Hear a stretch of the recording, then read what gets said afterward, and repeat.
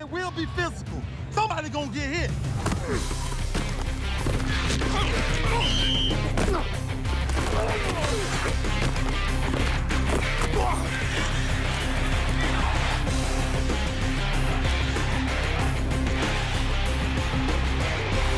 A day, 2 teams a day at every team in the National Football League. We start with a bang. The Baltimore Ravens, a team a lot of people like, as a Super Bowl contender.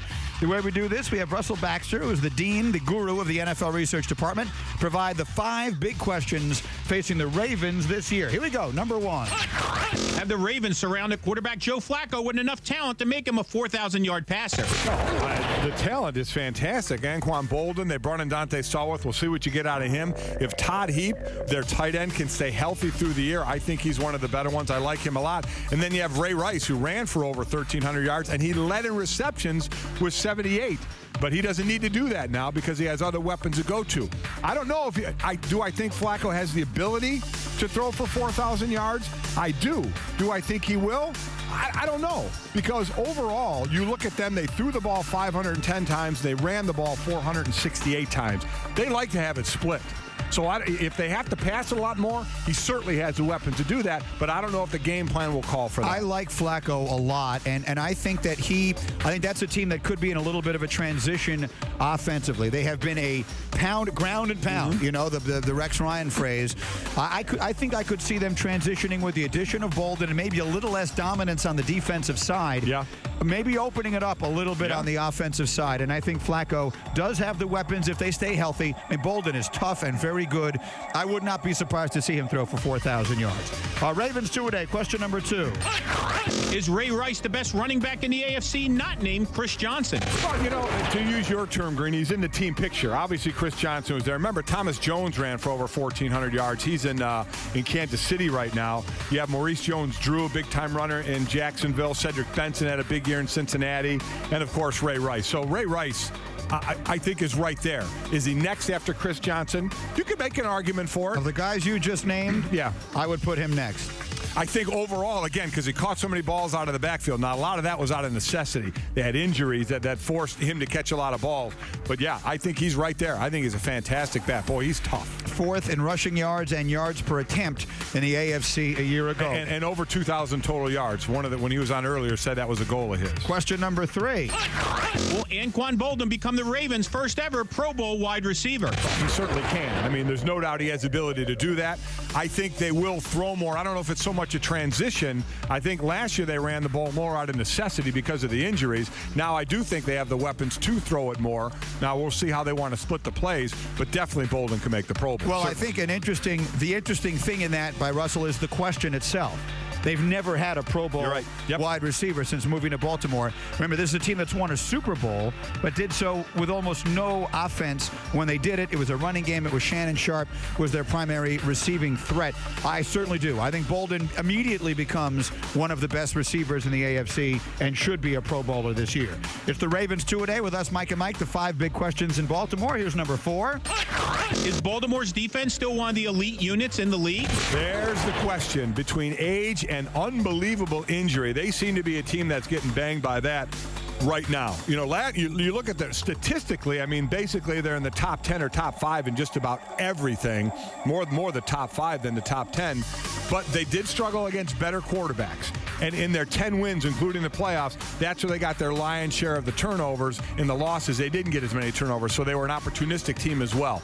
That's going to be an area of concern there. Keep an eye on them because of all the injuries that are going on. Yeah, they were 3rd in the league in points allowed, 3rd in the league in yards per game allowed last year. The injuries are a factor. Ed Reed is a huge factor. Will he or will he not be healthy? Will he or will he not play? Will you see him at all this year? Ray Lewis continues to get older. That's the big question to me about the Ravens. I think their offense is going to get better. It used to the defense never was a question about Baltimore. Now it is. I think there's some reason for concern. So the big question is, the Ravens finished 9-7 and reached the playoffs in 2009. This season, Baltimore will finish. And that's how our 2-a-days always finish. He leaves it to us to fill in what we think will be their record. The Ravens have made the playoffs 6 of the last 10 years. Again, 9-7 last year. Just thumped New England in a road playoff win. Schedule is tough. They play the AFC East and the NFC South, which are both good divisions. That means Jets and New England and Miami, and it means New Orleans and Atlanta, Carolina. How about right out of the gate? Right out of the gate, they open with at the Jets and then at Cincinnati. Yeah. And they get Pittsburgh in Week 4, which will be they without catch Ben. a bit of a break. That'll still be the Roethlisberger-less Steelers. Even if Ben gets his suspension down to 4 games, he'll still miss that one. And how about this last game of the year? Last game of the year, they will play home against Cincinnati. It's a great matchup. You know, we had Roger Goodell on and asked, about the end of the season when teams are resting players, how can you combat that? He said one of the ways is more division games in the last few weeks of the season, and then you can get, potential great matchup like this. That one could decide the division. All right, I'll go first. Okay. When I first started writing things down in my head, I thought I'm gonna make Baltimore the best team in the AFC. So I jotted down 13 wins next to their name. But then I started thinking about the injuries on the defensive side. I looked closely at the schedule. T.O. went to Cincinnati. That makes them better. And I lost a little bit of my nerve on that.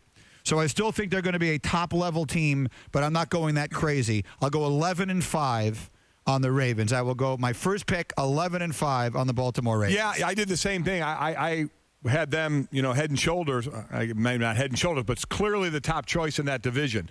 With the suspension of Roethlisberger, where they're going to be after 4 or 6 games. But Cincinnati, with T.O., I think that was a good pickup for them. And the injuries, you just start to see the injuries, and you just really start to wonder. My question is the defense. I think the offense could really be good this year. So I had them a little higher, and I brought them back to earth a little bit as well as far as, from where they're concerned. And I'm still going to make them double-digit, but I'm going to give them 10 wins. Okay. I'm going to go 10-6. Up 1 win from last year in the regular season, but I was going to give them more. But I just – there's some questions on defense, and then that injury bug, when that starts biting, that can really hurt. Two-a-days with Mike and Mike in the morning. We're presented by Progressive Insurance, helping you find the discounts that work for you. Now that's Progressive.